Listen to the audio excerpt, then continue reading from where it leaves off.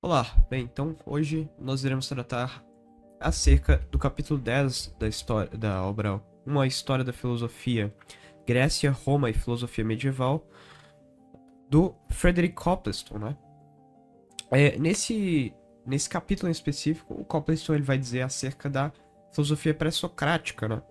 Mas eu vou aproveitar esse capítulo, que ele é um pouco mais curto, e esse capítulo ele vai basicamente falar um breve resumo sobre o que seria a filosofia pré-socrática, as principais discussões a qual a filosofia pré-socrática se comprometeu. Mas o meu intuito nessa análise aqui, nesse capítulo, na verdade vai ser até um pouco mais expansiva em relação ao conteúdo original do capítulo, né? Porque o capítulo ele é bem rápido mesmo, se não me engano ele tem umas 6, 4 páginas, tá? Mas o meu intuito aqui vai ser basicamente resumir todo o conteúdo apresentado desde então. Então vai ser um breve resumo que vai sintetizar tudo que a gente viu na filosofia pré-socrática, ou seja, desde a formação da filosofia uh, lá na Jônia, desde os primeiros filósofos da escola de Mileto, a escola de Parmênides, Heráclito e tudo mais. Então a gente vai fazer uma breve síntese do que seria a filosofia pré-socrática, vai ser um breve resumo. E esse vídeo, por consequência, vai ser um pouco mais longo por conta disso. Tá? Mas vamos lá. Então, sem mais delongas, vamos ao que de fato interessa, tá? Quando é que surge a filosofia? Bom, a filosofia ela surge. A filosofia ocidental ela tem berço numa área ali da região da Ásia Menor, que era parte da Grécia, chamada Jônia. Essa parte da Jônia, ela tem algumas características que propiciaram o fundamento da filosofia ali. Ou seja, existem certas características dessa região que propiciaram o nascimento da filosofia nesse local, tá? A gente poderia citar, por exemplo, a questão das moedas, né? Ou seja, era uma região que tinha a moeda, ela tinha também certo desenvolvimento literário, ou seja, as letras já estavam em voga, o que permitia a escrita de obras, né? A arte e a poesia estavam bem desenvolvidas através de Homero, né? A gente tem também a questão da navegação e do comércio, ou seja, a área da Jônia, ela é bem forte no comércio, o que propicia a propagação de ideias, né? Ou seja, como o comércio ele tá em voga ali, como isso acontece, a região da Jônia vai ser um local onde vai vir muitos comerciantes, e muitos comerciantes atraem muitas pessoas, e muitas pessoas atraem disseminação do conhecimento, né? Então, a Jônia, ela é, vamos dizer assim, uma mistura de várias coisas que propiciaram o nascimento da filosofia. Lá eles tinham uma moeda, eles tinham o desenvolvimento literário através da poesia, da arte e das letras, o que permitia a expressão filosófica através das obras, né? Ou seja, obras escritas. E além disso, eles tinham uma navegação desenvolvida e um mercado, né? O que propiciava mais ainda a troca de informações e que propiciava a troca de conhecimento. E justamente essa questão toda que é muito importante para o nascimento do pensamento filosófico, tá? Ou seja, esse é um local que está bem estabelecido, na verdade. Ele é além disso tudo que eu falei, uma das características fundamentais da Jônia nesse período que a gente vai estar falando é que a Jônia vai estar no período de paz e de organização política. Então a Jônia ela vai estar bem ordenada politicamente falando, a política ela vai estar organizada através de leis e a ordem social vai estar assegurada, né? E no caso vão surgir pessoas mais abastadas economicamente, é claro, que vão ter certo tempo livre, né, de vida. Ou seja, por ter certa paz, por ter certo desenvolvimento da cidade, daquela região ali da Jônia, muitas pessoas, né, muitos nobres, eles vão ter certo tempo de ócio, né? E desse tempo de ócio, muitas dessas pessoas, muitos desses nobres vão se levar ao pensamento, né? E aí que eles vão começar a refletir acerca da constituição, da sabedoria, da verdade, e aí que vai nascer a filosofia. Então, vai ser justamente essa questão. Justamente todas as características. Essa questão da moeda, das letras, do desenvolvimento da arte que já havia sido estabelecido ali por Homero. A questão do mercado, a questão da organização política e essa paz que a Jônia vivia. Isso tudo cooperou para o nascimento de um certo ócio que vai levar à reflexão dos pensadores da alta nobreza ali dessa região, tá? E nessa reflexão, muitos desses pensadores vão começar a se desdobrar do pensamento filosófico, tá? Uma citação aqui que o Copleston coloca, né? Que se a Jônia foi o berço da filosofia grega, Mileto, que era uma cidade da Jônia, foi o berço da filosofia jônica. Ou seja, se a Jônia, que é uma região ali da Grécia, se a Jônia foi o berço da filosofia grega, a cidade que foi o berço da filosofia jônica foi Mileto. Mileto vai ser muito importante. Vai ser ali que vai surgir os primeiros pensadores, os primeiros filósofos, através de um carinha chamado Tales de Mileto. Mas eu já daqui a pouco falo dele. Só que uma coisa que a gente precisa importar, que a gente precisa destacar aqui, é que os pensadores jônicos, os pensadores dessa região, eles, nessas reflexões que eles começaram a fazer depois dessa certa paz que eles viviam, desse certo ócio que eles viviam, dessas reflexões que eles faziam, uma das coisas que mais espantava eles era a questão da mudança. Então eles observavam o mundo, né, que há mudança no mundo, ou seja, que as pessoas nascem, que as pessoas crescem, que as pessoas envelhecem, que as pessoas morrem. E que as estações se mudam, que a água pode passar do líquido para o gelo, pode passar para o gás. E isso tudo, toda essa questão da mudança, era muito espantosa para esses pensadores dessa época. Então, eles se espantando com essa mudança, eles vão tentar e vão chegar a uma conclusão racional de que em toda mudança há uma permanência. Então, eles vão concluir, portanto, né, que em toda mudança há uma permanência. Tá, então por que eles vão acreditar que em toda mudança há uma permanência? Porque justamente que eles vão entender que mesmo que quando as coisas mudam, há algo ainda que é igual em todas as coisas. Ou seja, há algo que é essencial a todas as coisas. É como que se, mesmo que eu pegasse a água e mudasse ela e transformasse ela em gelo, ainda haveria algo em comum entre a água e o gelo, certo? Então eles acreditavam que em todas as coisas há uma permanência. E se há uma permanência, há algo que seja essencial a tudo. Ou seja, eles acreditavam que todas as coisas que existem possuem uma certa essência, uma certa semelhança, algo que as coloca como comum. E essa essência de tudo, eles vão chamar de arqué. A arqué é justamente o princípio da natureza, o princípio das coisas, ou seja, a essência das coisas, ou seja, aquilo que é comum a todas as outras coisas, que é comum a todas as coisas. Esse vai ser o pensamento jônico inicial. Vai ser o pensamento de que todas as coisas da natureza podem, em última escala, serem resumidas a um último elemento, a uma última essência. E essa essência vai ser justamente aquilo que nós chamamos de arqué. Arqué justamente é esse princípio das coisas, tá? E aí, então, né, a gente vai ver que os pensadores jônicos, então, eles vão, assim como eles viam que a cidade, né, a cidade ela é regida pela ordem, ou seja, para que uma cidade funcione bem, para que a vida política funcione bem, assim como a vida política precisa de leis para ordenar essa cidade, o universo também precisa de leis para se governar, né, para manter a ordem nele presente. E aí que entra o fundamento de cosmos. Uma noção muito implícita dos pré-socráticos era a noção de cosmos. Cosmos significa ordem. Então, os pré-socráticos eles entendiam que na natureza há ordem.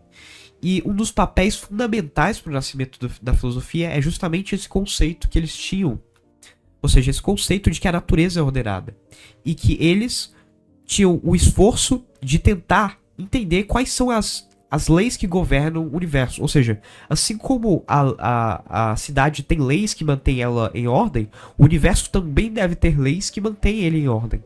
E o papel do pensador é, portanto, entender as leis que governam o universo, certo?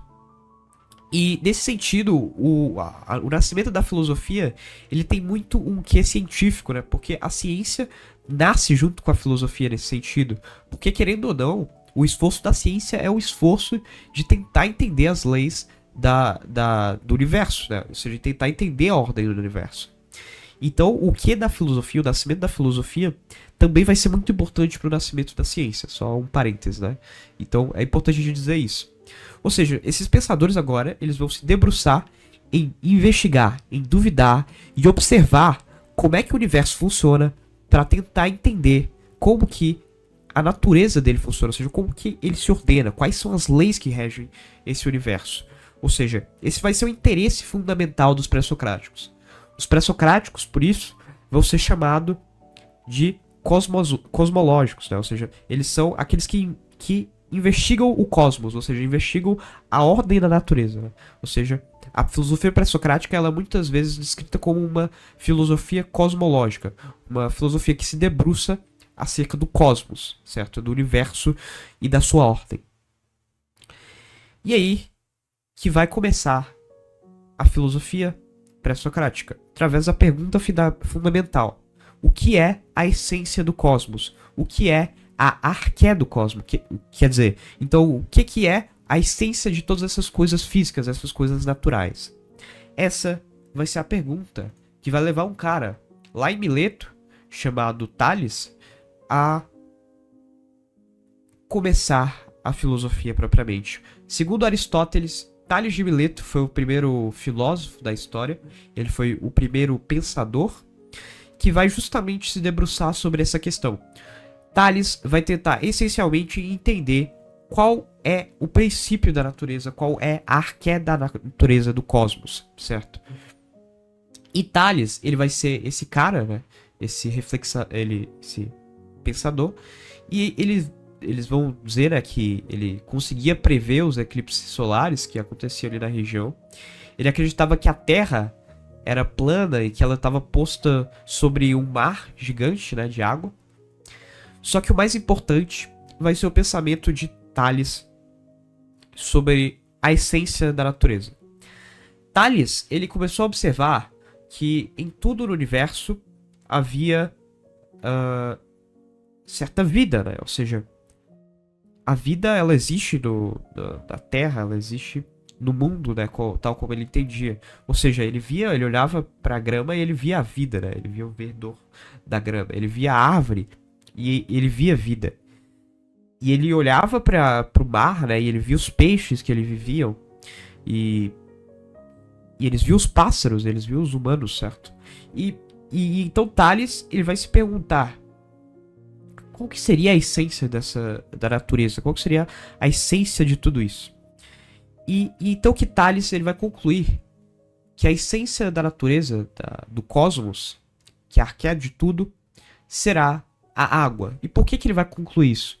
Porque ele vai ver que essencialmente a natureza ela se baseia na vida. E uma coisa fundamental para a existência da vida é a água.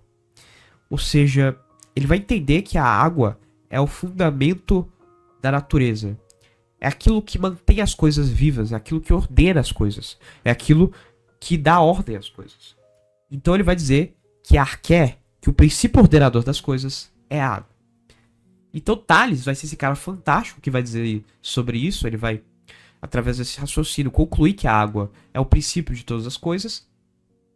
Ele vai ser um tremendo cientista, ele vai investigar, ele vai fazer muitos estudos. E, inclusive, da questão da matemática, ele vai ser condecorado com o Teorema de Tales, né, para quem conhece. Só que mais importante disso ainda é que ele tinha um aprendiz. Tales tinha um aprendiz que se chamava Anaximandro de Mileto. E Anaximandro de Mileto vai ser o sucessor filosófico de Tales. Anaximandro de Mileto vai ser o aprendiz de Tales, que vai se dedicar também ao estudo e à experimentação e à participação na política dessa Grécia, dessa região da Jônia.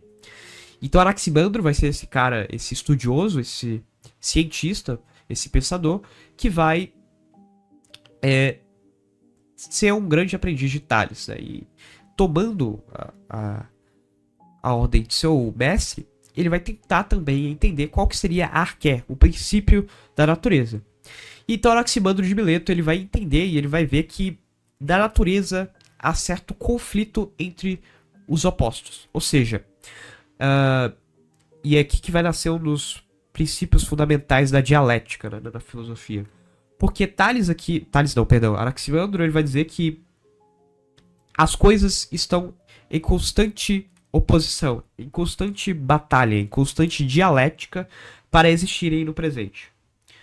É como se, para existir no agora, o fogo e a água, eles, por exemplo, estivessem disputando para que em um momento existisse a água e em outro momento existisse o fogo. Ou seja, existe como que uma batalha entre os elementos fundamentais da matéria para existirem, né? Ou seja, para se sobrepor sobre a existência do outro. E isso vai fundamentar a dialética para Anaximandro de Mileto. E nesse sentido, Anaximandro ele vai criticar Tales, porque Tales ele dizia que a água era arqué, como eu acabei de dizer. Só que Anaximandro ele vai entender que a água não pode ser arqué, porque a água ela é um ser finito. A água ela é um ente finito que, assim como qualquer outro ente finito, batalha na dialética do tempo para existir no agora. Ou seja, no agora a água pode existir ou não. Ou seja, a água ela é limitada, né? Em alguns momentos ela pode existir em tal determinado local e em outros momentos ela pode simplesmente não existir em determinado local. Ou seja, não é como se a água fosse um princípio eterno e ilimitado. Só que para Anaximandro, o princípio de todas as coisas, o princípio da natureza, tinha que ser algo ilimitado. Tinha que ser algo que transcendesse essa dialética entre os elementos da natureza. Porque para Anaximandro, assim como para todos os gregos dessa época, o universo era entendido como algo eterno, era visto como algo infinito, como algo extremamente grande, né? E dizer que o princípio de um universo infinitamente grande seria algo finito como a água, seria no mínimo desvalorizador para o universo. Ou seja, Anaximandro entende que a água, sendo uma entidade finita, não pode ser o princípio de um universo infinito. E aí que ele vai dizer que, portanto, aquilo que é a essência da natureza é o próprio infinito. E nesse sentido, Anaximandro de Mileto vai denominar o apeiron, né, que é justamente esse princípio infinito e desconhecido. Esse apeiron vai ser o fundamento, o princípio da natureza. Ou seja, vai ser o infinito propriamente. Vai ser aquilo que vai dar fundamento à existência da physis, da natureza, do universo, certo?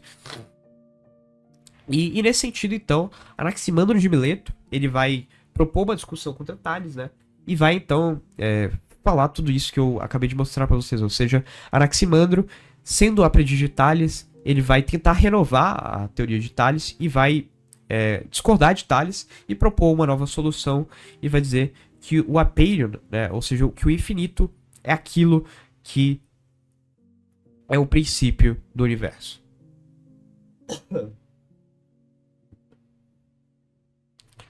E assim como Tales era mestre de Anaximandro, Anaximandro também tinha um aprendiz. E o aprendiz de Anaximandro de Mileto era um carinha chamado Anaxímenes de Mileto. Anaxímenes de Mileto, ele, assim como seus antecessores, Tales e Anaximandro, vai buscar responder à questão da arqué, ou seja, qual é a essência de todas as coisas, qual é a essência da natureza. E aí que Anaxímenes ele vai entender que ele vai discordar, é claro, de Anaximandro, e ele vai propor um novo fundamento para a natureza. Anaxímenes ele vai dizer que a arqué, ou seja, o princípio, a essência da natureza, é o ar. Por quê? E, assim como Tales, ele entendia que o ar é algo fundamental para a vida. Ou seja, sem o ar, o homem não pode viver. Né? Sem o ar, os animais não podem viver. Ou seja, a vida, ela depende intrinsecamente do ar desse contexto da Grécia Antiga. Ou seja, não pode existir vida sem ar. E Anaxímenes, então, ele vai dizer que justamente o ar vai ser o fundamento de toda a ciência da natureza, porque é justamente aquilo que mantém a vida da natureza, aquilo que mantém a ordem da natureza, aquilo que mantém a vida propriamente. Ou seja, o ar, para Anaxímenes, vai ser arqué, o princípio da natureza. Anaxímenes, então, ele vai, é claro, discordar de Anaximandro nesse sentido, e ele vai também ele vai postular uma teoria de que o ar, né, as coisas sólidas, porque o ar ele não é uma coisa sólida propriamente, né, pelo menos não parece, no contexto dessa Grécia Antiga, né. O ar, ele parece ser algo meio intangível, né. Então ele vai tentar explicar que o ar, que as coisas sólidas, elas surgem a partir da tendência do ar de se condensar, né, ou seja, à medida que o ar vai se condensando, o ar ele vai ficando frio, segundo a teoria de Anaxímenes, e aí que os objetos sólidos eles vão surgir a partir desse frio, dessa condensação do ar, né? Ou seja, o ar ele se transformaria, os objetos sólidos, perdão, surgiriam, os objetos como a madeira e tudo mais, surgiria através dessa condensação do ar, né? Ele também vai descrever um momento de rarefação do ar, ou seja, tem o movimento de condensação, né, que é o movimento quando o ar se condensa, ele fica frio e aí ele gera os objetos sólidos. E a gente também tem o movimento de rarefação do ar, que é quando o ar ele fica rarefeito, né? E aí, nesse sentido, segundo Anaxímenes, o ar tenderia ao calor, o que geraria o fogo, né? E desse modo, então, o Anaxímenes ele estaria explicando o surgimento de certos objetos da natureza, como, por exemplo, os objetos sólidos e o calor, tá? Anaxímenes ele também vai ser um terraplanista, e então ele vai dar encerramento àquilo que a gente vai chamar da Escola de Mileto. A Escola de Mileto vai ser essa escola filosófica da região, da cidade de Mileto, que vai ser justamente composta por esses três filósofos fundamentalmente. Ela vai ter início com Tales, ela vai ter prosseguimento com Anaximandro e vai ser finalizada com Anaxímenes. E por que ela acaba em Anaxímenes? Porque Mileto cai um pouco depois dessas postulações de Anaxímenes. Então a cidade de Mileto acaba caindo e então a sua filosofia também tem fim aí, né? Mas a escola de Mileto ela é muito importante, né? Porque é justamente ela onde a filosofia propriamente vai ter começo. Vai ser ali que as primeiras hipóteses, né, de uma arqué, as primeiras hipóteses de uma filosofia da natureza, da cosmologia, vão surgir, né? E com certeza, querendo ou não, vão influenciar os seus sucessores filosóficos.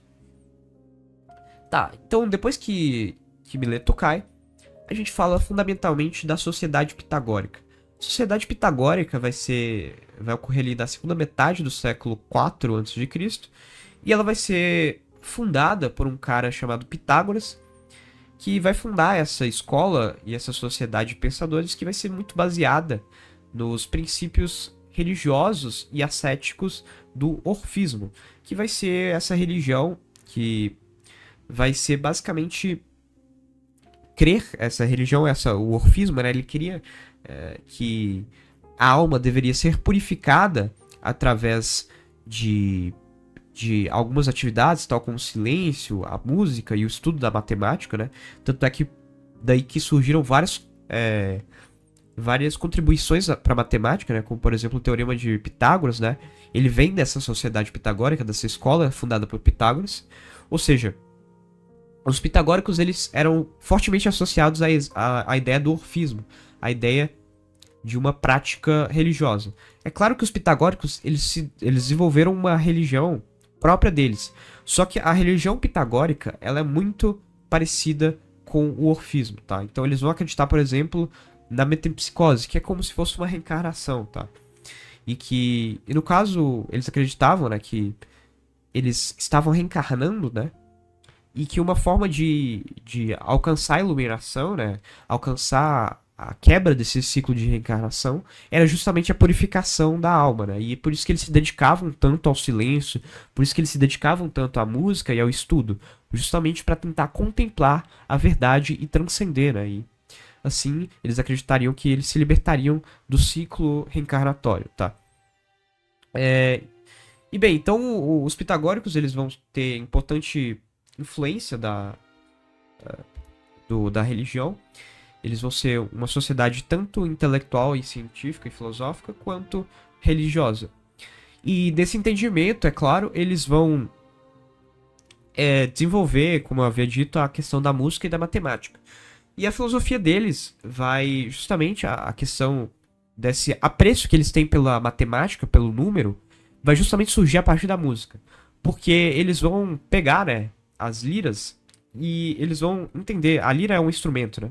E eles vão entender que a lira, ela a lira que serve para fazer música, óbvio, ela as notas, as cordas dela são nominadas, né, são dadas a partir do tamanho da corda, ou seja, o tamanho das cordas determina a tonalidade do som que a corda emite. Então eles associaram o seguinte, olha, se o instrumento, se a lira depende intrinsecamente do tamanho das cordas, ou seja, de certo modo, se a música depende do número, então talvez o próprio universo, na verdade, seja um tanto quanto numérico. Então Aristóteles ele vai dizer, né, que os pitagóricos eles tinham esse entendimento de que a natureza ela é uma expressão matemática, ou seja, que a natureza é como se fosse uma grande equação matemática, como se fosse toda fundamentada por relações numéricas, ou seja, como se a natureza propriamente fosse fundamentada por números. Ou seja, os pitagóricos eles acreditavam, depois dessa experiência que eles tiveram com a música, de entender que a música ela fundamentalmente depende do tamanho das cordas. E o tamanho das cordas está intrinsecamente associado à questão do tamanho do número, né? E que, portanto, o número ele fundamenta a ordem na música. Ou seja, eles vão entender que o número vai ser justamente aquilo que vai dar essência a todas as coisas da natureza, da realidade. Então, os pitagóricos, de certo modo, eles vão eleger o número como a arqué de todas as coisas. Ou seja, os pitagóricos eles vão ter o entendimento de que a natureza é profundamente matemática. E já que eles vão entender, é claro, que a natureza ela é numérica. Ou seja, que todas as coisas são expressões numéricas, tá? E aí tem toda uma filosofia que eu aprofundo melhor no capítulo, no estudo do capítulo do capítulo 3, na verdade, né? Quem quiser pode conferir lá.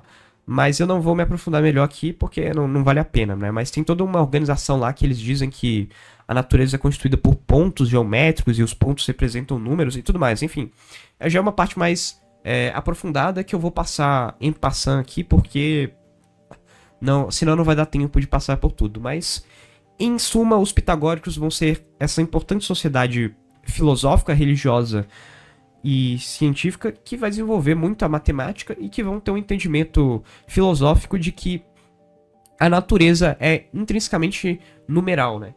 Ou seja, eles vão eleger que a arqué das coisas vai ser a natureza.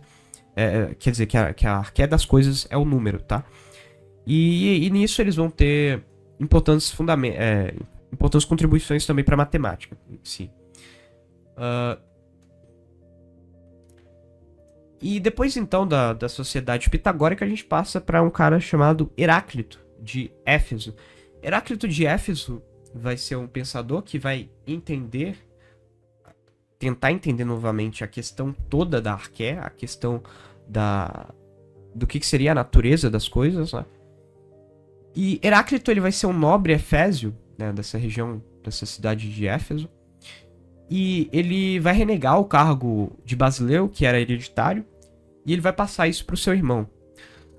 Heráclito ele era conhecido como um cara muito depressivo e solitário, ele desprezava bastante a tradição do passado, ele desprezava o próprio Homero, o próprio Pitágoras, a medicina e a religião, e ele era entendido provavelmente como um cara bem panteísta.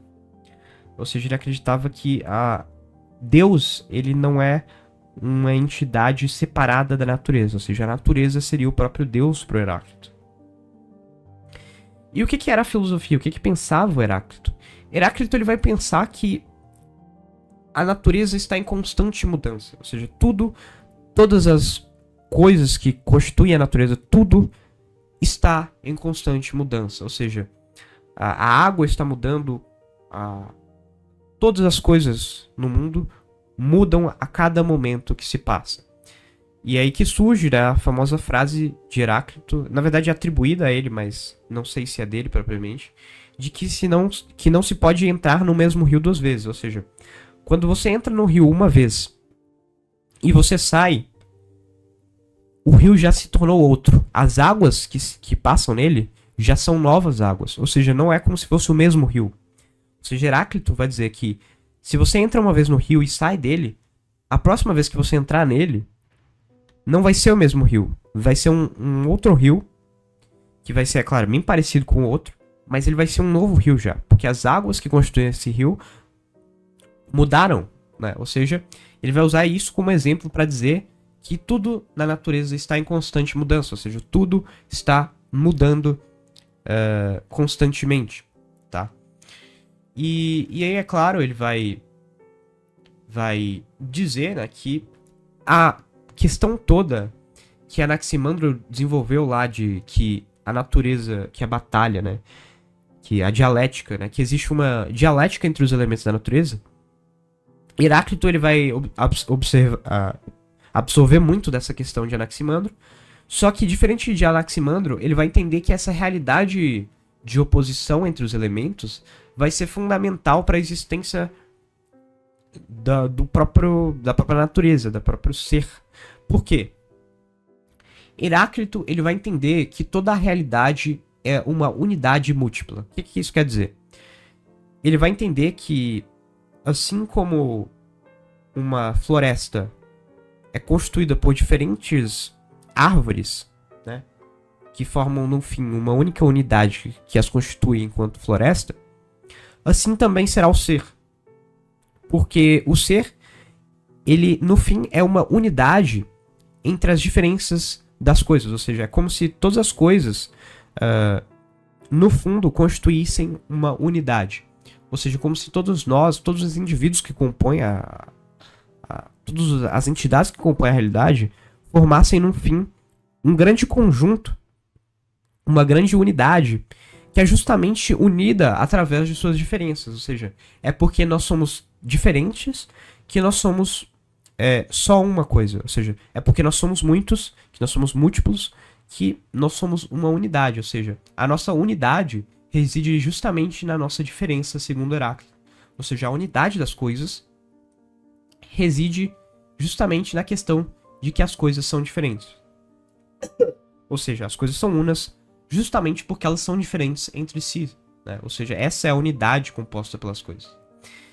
E ele vai dizer que, então, a natureza ela é como se fosse fogo, né? Ou seja, ele vai dizer que a arqué das coisas é o fogo. Que o princípio de todas as coisas é o fogo. Por quê? O fogo, para ele queimar, ele precisa de algo para queimar, né? Ou seja, o fogo ele só existe enquanto ele estiver queimando algo. Ou seja, o fogo ele só existe se ele estiver queimando a lenha, se ele estiver queimando a árvore, se ele estiver queimando o papel. Mas se não houver nada para queimar o fogo desaparece. E vai ser nisso que ele vai dizer justamente a importância da natureza ser uma unidade múltipla. Ou seja, da natureza ser ao mesmo tempo una e ao mesmo tempo múltipla. Por quê? Sendo a natureza múltipla, seria como se houvesse sempre algo para que o fogo queimasse. Ou seja, o fogo ele sempre vai ter que queimar algo, né? Ou seja, a realidade ela não poderia ser uma unidade singular, porque se ela fosse uma unidade singular, o fogo desapareceria, o fogo não conseguiria queimar nada. O fogo precisa de outra coisa para queimar para poder existir. Ou seja, segundo Heráclito, a batalha, a disputa entre os opostos, ela é fundamental para a existência. Porque a existência é como se fosse fogo. A existência é fogo. Para Heráclito, a existência, a realidade, o princípio da realidade é o fogo. E o fogo, para existir, ele precisa queimar algo. Ou seja, ele precisa de algo que seja diferente dele para queimar, né? Ou seja, é por isso que a natureza precisa ser ao mesmo tempo una e ao mesmo tempo múltipla. E não pode ser assim somente uma unidade singular, porque senão ela não poderia queimar nada e, portanto, ela deixaria de existir, certo? Já que, no fim das contas, para Heráclito, a realidade, o princípio da natureza é o fogo, beleza?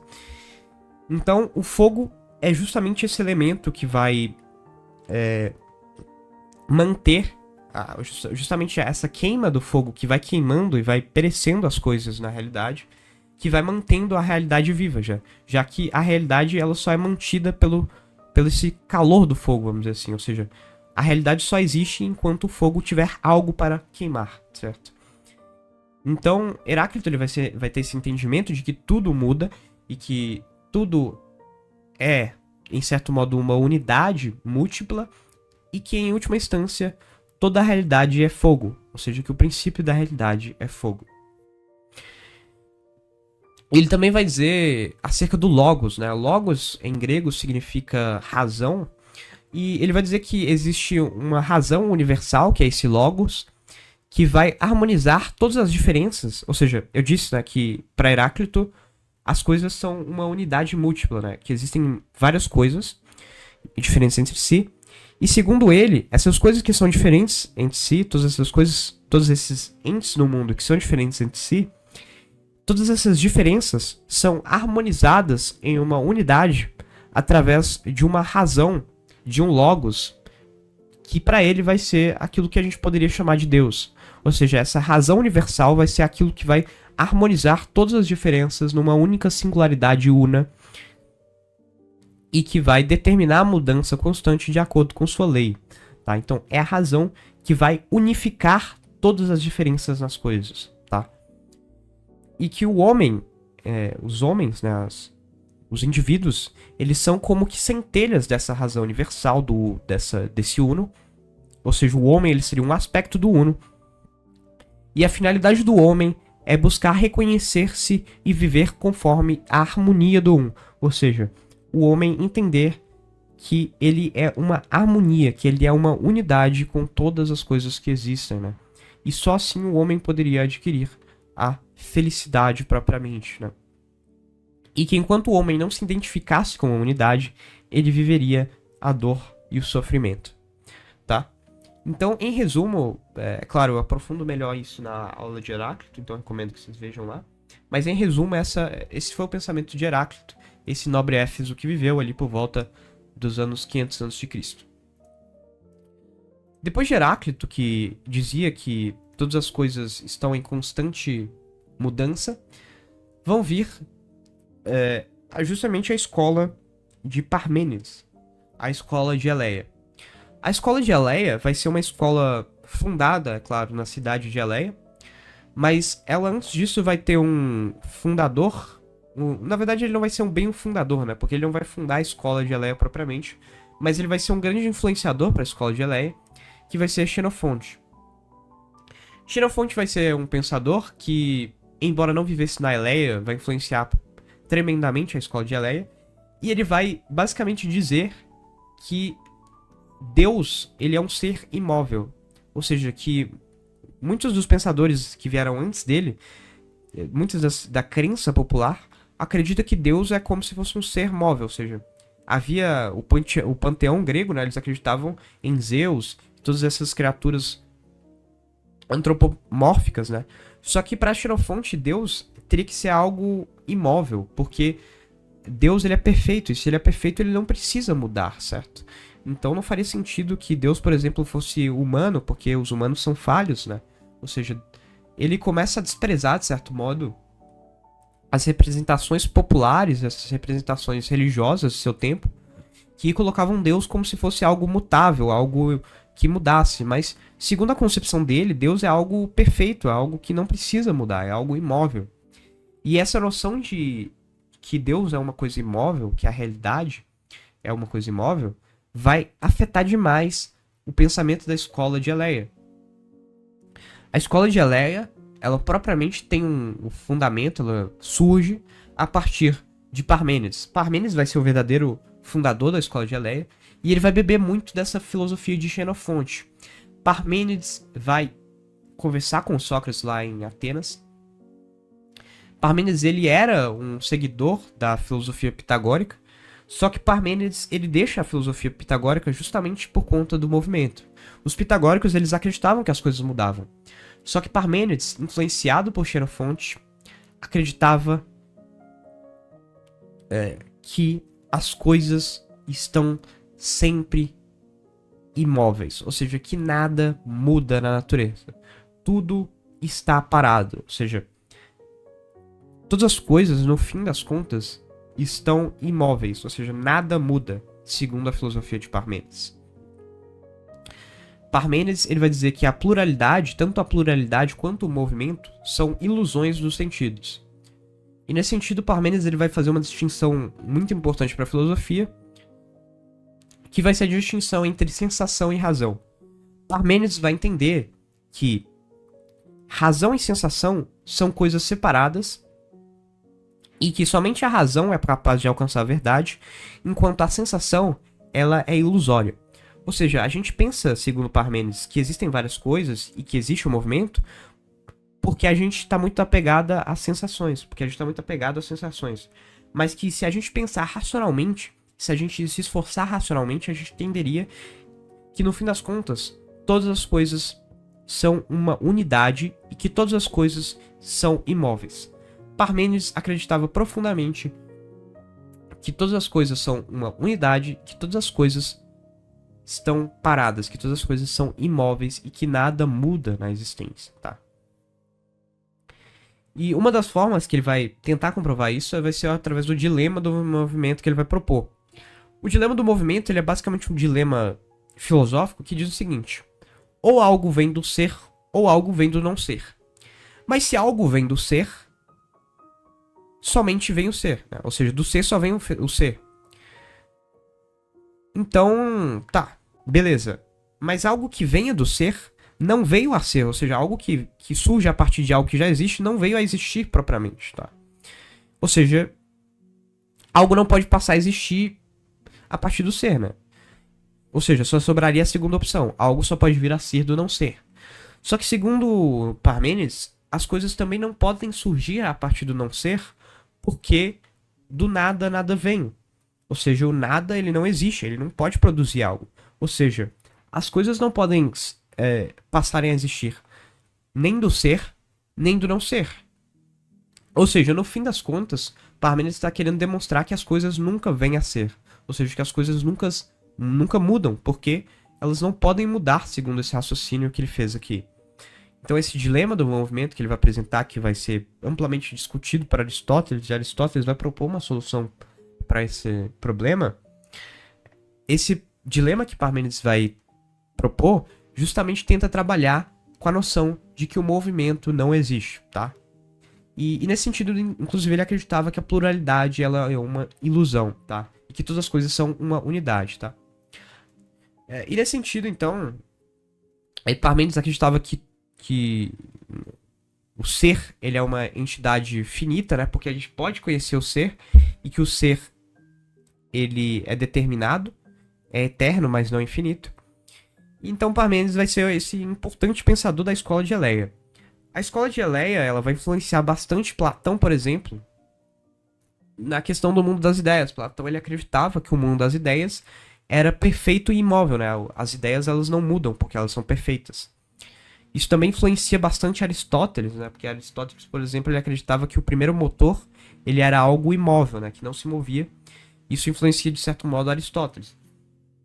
A escola de Eleia, que é justamente essa escola que acreditava que nada se muda, que tudo é uma unidade, que a sensação é ilusória, essa escola vai justamente entender que justamente a questão toda da mudança e da pluralidade é ilusória, tá?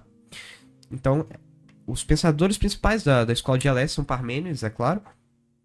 Também tem Mélius, para quem quiser saber um pouco mais sobre Mélius e Zenão, né, que são dois pensadores importantes da escola de Eleia, eu aprofundo mais acerca deles no capítulo que eu trato propriamente sobre a escola de Eleia e também sobre o capítulo especificamente sobre Zenão.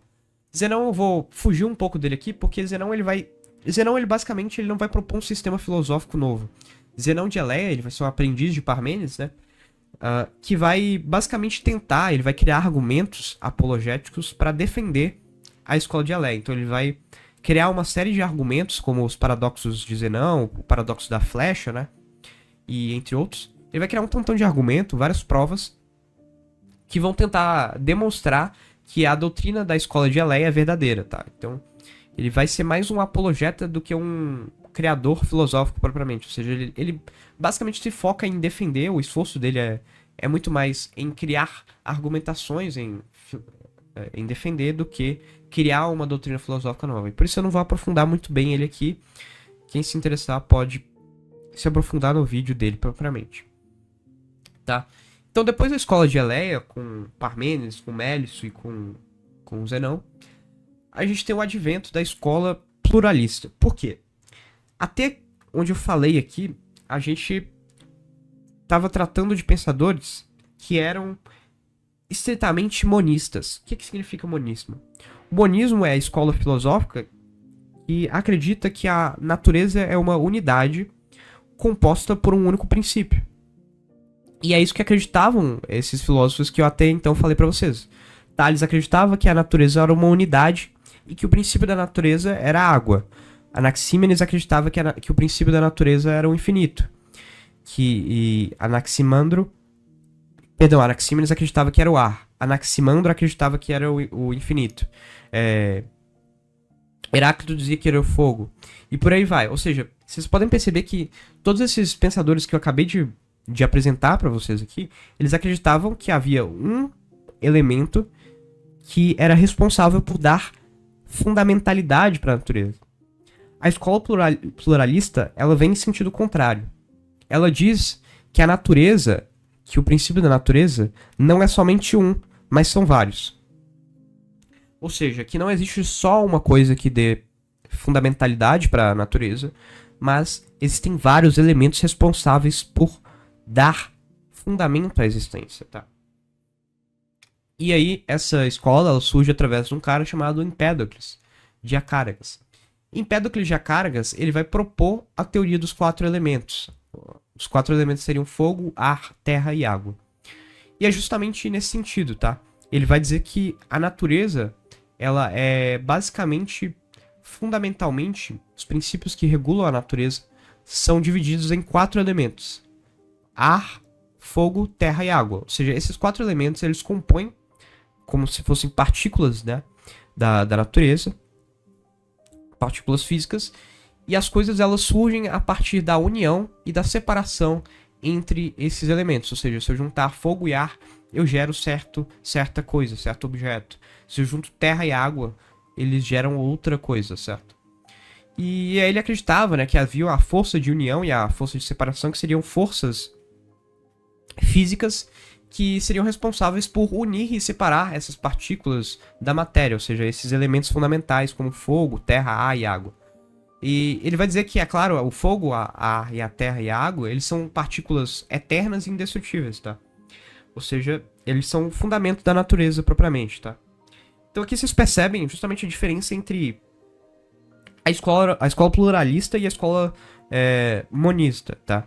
Os monistas, que são todos esses pensadores que eu falei antes de Empédocles, eles são basicamente...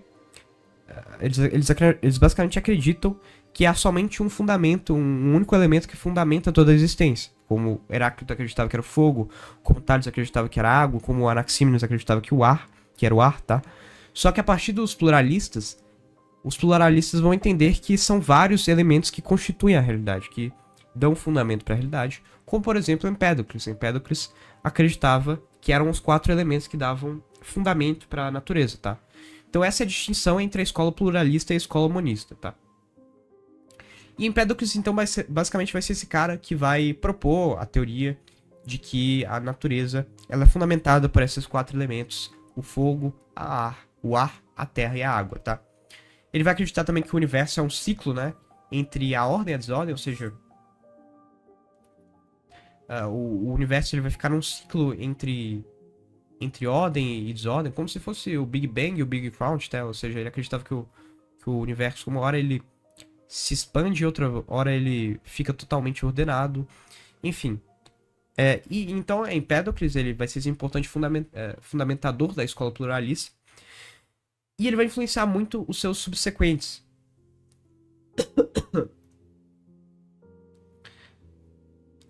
Empédocles, ele vai influenciar bastante um cara chamado Anaxágoras. Anaxágoras vai ser um importante pensador que vai pegar a filosofia de Empédocles e ele vai meio que tentar fazer um update, uma atualização dessa filosofia de Empédocles. Anaxágoras, então, ele vai dar continuidade ao projeto filosófico de Empédocles, só que ele vai mudar algumas coisas. Primeiro de tudo, Anaxágoras de Anaxágoras de Clasômenas, ele vai basicamente entender que a natureza não é constituída por 4 elementos, mas sim por homeomerias. O que seriam homeomerias? Lembrando que Anaxágoras ele vai ser um pluralista também, tá? O que seriam homeomerias? Homeomerias seriam as partículas de cada coisa. Ou seja, para Anaxágoras, cada coisa tem a sua própria partícula. Ou seja, não existe só partícula de fogo, de terra, de água e de ar.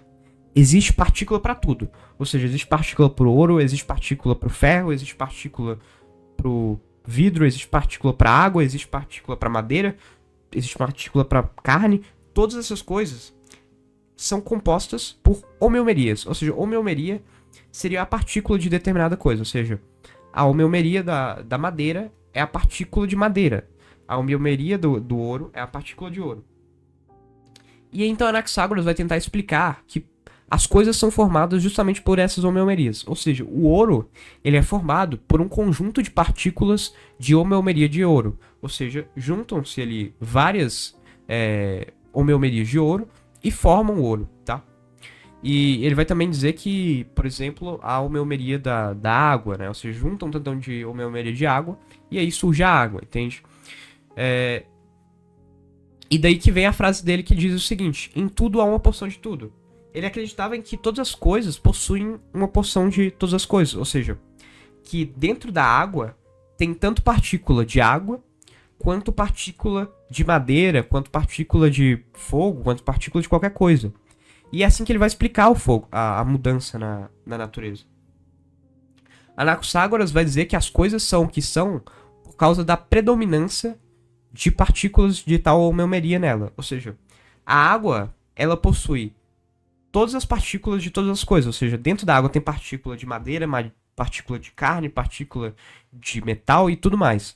Só que a água, ela só é a água porque, embora tenha todas essas partículas dentro dela, as partículas que predominam são as partículas de água. Entende? Ou seja, em todas as coisas possuem partículas de todas as coisas. Só que uma coisa só é uma coisa porque predominam nela certas partículas, tá? Não sei se deu para entender muito bem, mas ficaram qualquer dúvida, vocês podem se aprofundar melhor, e eu tenho uma explicação melhor lá no capítulo do Anaxágoras, tá? Uma importante contribuição da Anaxágoras também vai ser a questão do nous.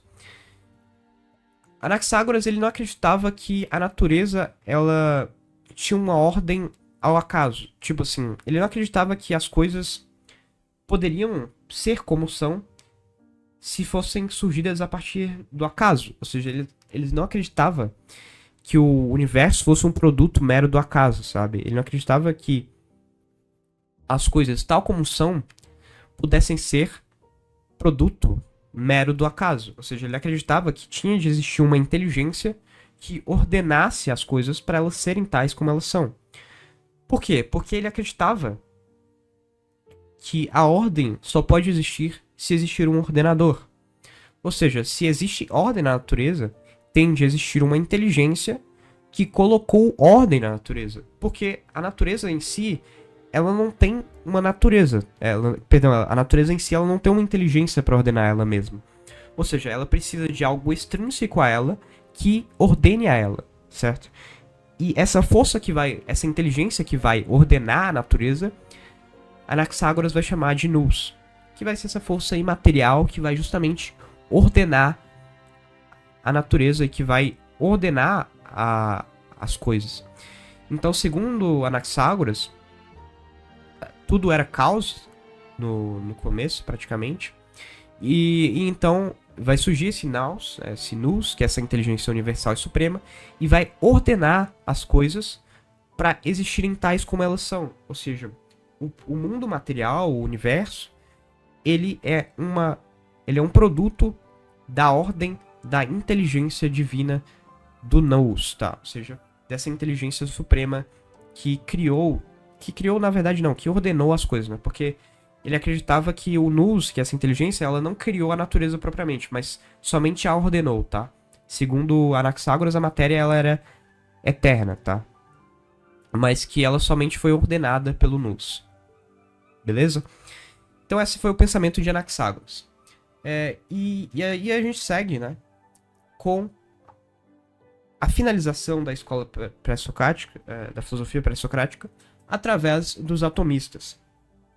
Os atomistas, eles bebem muita influência da escola pluralista, e a escola atomista, ela é fundada por Leucipo de Mileto, e também marcada por outro pensador, que é o Demócrito de Abdera, só que ele é um pensador propriamente pós-socrático, tá? Então a gente vai aprofundar no Demócrito depois que a gente estudar Sócrates, tá?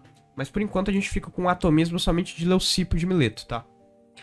O atomismo de Leucipo de Mileto, o atomismo pré-socrático, ele acreditava que toda a natureza ela é como se fosse regida por pequenas partículas que são indivisíveis e são chamados de átomos. Átomo é justamente, etimologicamente, A vem de negação, né, do grego, o A significa negação em grego, e o tomo significa divisão. Ou seja, átomo significa algo que não pode ser dividido. Ou seja, átomo vão ser justamente essas partículas fundamentais da natureza que vão serem indivisíveis, tá? Ou seja, elas não podem ser quebradas. Ou seja, o atomismo vai ser essa escola que acredita que a natureza ela tem fundamento, ela tem princípio nessas partículas infinitamente pequenas, impercebíveis e indivisíveis, que são os átomos, tá? E então a natureza, as coisas, elas surgem a partir do acaso, tá? Os atomistas, eles são profundamente naturalistas, ou seja, eles não acreditam que exista uma força extranatural, uma força sobrenatural que ordene a natureza, tá? Eles são nesse sentido, eles acreditam que a natureza é meio que fruto do acaso, tá? Já que eles vão ter certo pensamento naturalista, tá? Inclusive o Demócrito, ele era ateu, por exemplo, tá? Então, o atomismo, em suma, é essa filosofia pluralista também, que vai basicamente propor que a natureza é fundamentada por essas pequenas partículas indivisíveis chamadas de átomo. E é claro, isso vai ser muito influente para a ciência moderna e contemporânea, né? Com toda aquela questão do surgimento dos modelos atômicos, com Thomson, com Dalton, perdão. E então a escola atomista ela vai ser essa escola que vai dizer muito acerca da natureza das coisas. Tá, então, em suma, a gente viu aqui um pouco de muita coisa da filosofia pré-socrática. A gente viu o nascimento da escola da filosofia pré-socrática, ou seja, como que ela nasce lá na escola de Mileto, na região da Jônia. A gente viu os primeiros pensadores da escola de Mileto, com Tales, com Anaxímenes, com Anaximandro. A gente viu a escola pitagórica, né, a sociedade pitagórica, com seu desenvolvimento de que Arqué seria o número. E depois a gente entra com Heráclito, né, que acreditava que Arqué era o fogo e que nada se movia. E depois a gente viu também a escola de Eleia, que acreditava que nada se move e que tudo é uma unidade una, né? Uma unidade que não possui movimento. Depois da escola de Eleia, a gente viu propriamente, só dar uma retomada aqui, a gente viu o Empédocles, que acreditava na teoria dos 4 elementos e era o fundador da escola pluralista. E aí a gente viu, terminando aqui agora no finalzinho, com Anaxágoras e os atomistas, tá? Com Leucipo de Mileto. Tá? Então, basicamente, esse é o resumo da filosofia pré-socrática. Algumas considerações que a gente pode levar, então, é que a filosofia pré-socrática ela é extremamente cosmológica. O principal debate da filosofia pré-socrática é entender qual que é o princípio da natureza, do cosmos. Ou seja, entender qual que é o princípio da natureza. E ela é muito centrada nessa questão, tá? Só que... E também com toda aquela discussão de que se as coisas são unas ou se as coisas são múltiplas, né? Justamente dado por esse contraste entre o monismo e o pluralismo. Ou seja, uma discussão recorrente na filosofia pré-socrática é se as coisas são muitas ou se as coisas são uma unidade, tá? Outra discussão recorrente na filosofia pré-socrática vai ser a questão do movimento, né? Se o movimento ele é ilusório ou se ele é uma verdade, tá? Então, se a gente pudesse resumir as 3 principais discussões da filosofia pré-socrática, seriam essas. Seria a discussão da arqué, a discussão do movimento e a discussão da pluralidade das coisas, ou seja, se as coisas são unas ou se as coisas são múltiplas. Em resumo, esses são as 3 principais discussões da filosofia pré-socrática. É isso que, em resumo, é a filosofia pré-socrática propriamente. E então, vai ter uma certa virada de chave através da figura de Sócrates e através dos sofistas, tá? A partir do momento em que surge a filosofia socrática, a filosofia dos sofistas e tudo mais, essa filosofia vai ser mais pautada em entender o homem. Ou seja, vai ser uma filosofia pautada em aspectos antropológicos. Como eu havia dito, né, a filosofia pré-socrática ela é mais cosmológica. Já a filosofia socrática, do período socrático, da Grécia, e do período pós-socrático, vai ser mais pautado na antropologia, ou seja, no estudo do que seria o homem, no estudo da ética, da política e tudo mais. Mas essas noções do entendimento da cosmologia nunca mais vão se perder na filosofia, tá? Elas vão ser amplamente discutidas depois disso, por Aristóteles, pelos romanos, pelos medievais e por aí vai. Então, esse foi um breve resumo da filosofia pré-socrática. Eu acho que se vocês se interessarem, talvez compense dar uma olhada nas aulas individuais de cada pensador aqui para se aprofundar mais, principalmente na de Zenão, que eu não expliquei ele aqui, né? Eu saltei ele porque ele tomaria muito tempo e porque ele não é muito relevante enquanto um criador filosófico. Mas se vocês se interessarem em aprofundar mais, vocês podem consultar as aulas individuais, tá? Então, é isso. Esse foi o capítulo 10, Filosofia Pré-Socrática.